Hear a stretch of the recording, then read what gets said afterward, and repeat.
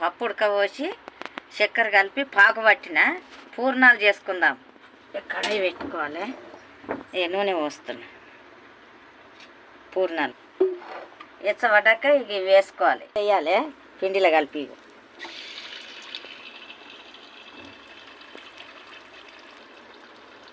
ఇట్లా ముంచుకుంటే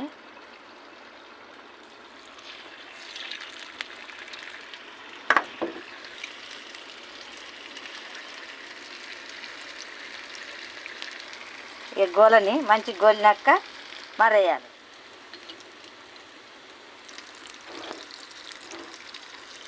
ఇట్లా మెల్లగా మరేసుకోవాలి. ఇక తీస్తున్నాయి, ఇక ఇట్లా తీసుకోవాలి.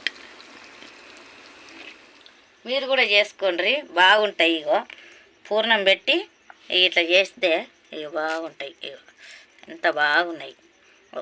మీరు కూడా చేసుకొని తినండి. పండుగ రేపు శ్రీరామనవమి కదా, ఒక లైక్ కొట్టుండ్రి.